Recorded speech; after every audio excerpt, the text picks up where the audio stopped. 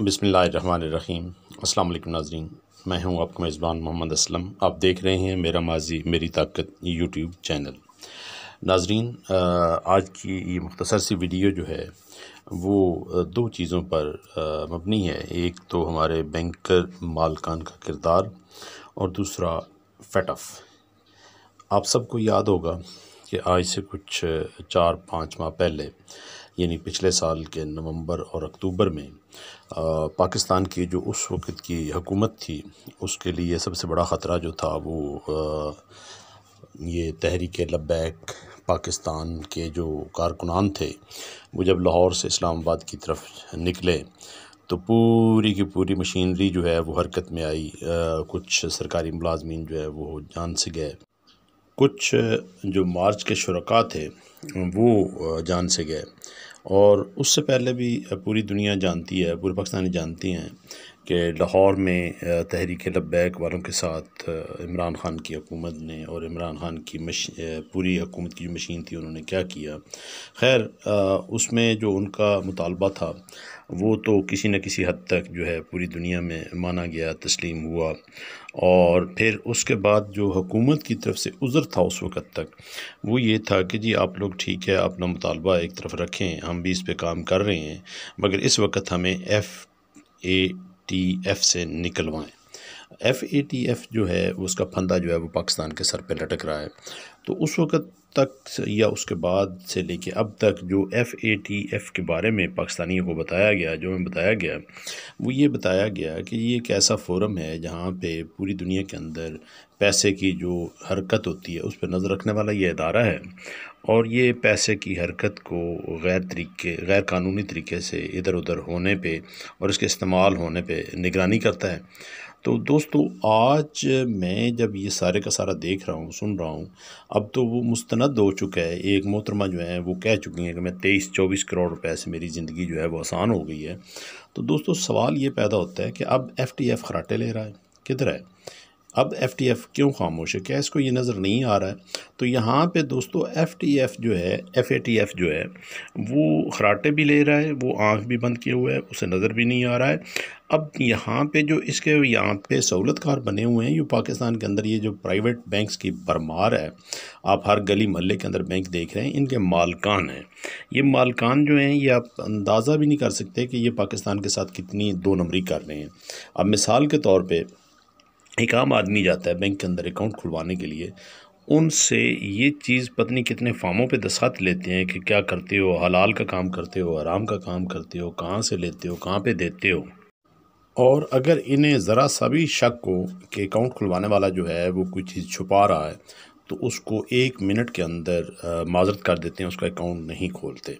اب جب یہ کروڑوں روپے ادھر سے ادھر ہو رہے ہیں تو اب یہ آپ دیکھ لیں، پوری کی پوری پاکستان کی انتظامیہ جو ہے وہ اپنا زور لگا لے تو یہ کہیں پہ ثابت نہیں ہوگا کہ اس بینک کی برانچ سے اتنے ارب روپے نکلا، اس بینک کی برانچ سے اتنے کروڑ روپے نکلا، اس بینک کی برانچ سے اتنی اماؤنٹ نکلی۔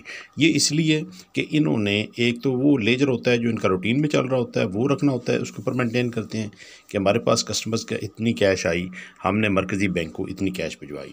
اس کے علاوہ اس قسم کے یہ جو سکینڈلز ہوتے ہیں، ان کے لیے انہوں نے اپنے جو لاکر سٹرانگ روم اندر بنائے ہوئے ہیں بینکوں کے اندر، ان کے اندر ایسی بھی کیش رکھی ہوتی ہے جو کہ صرف اور صرف بینک کی ملکیت ہوتی ہے، جس کا نہ مرکزی بینک سے کوئی تعلق ہوتا ہے، نہ کھاتے داروں سے کسی قسم کا کوئی تعلق ہوتا ہے۔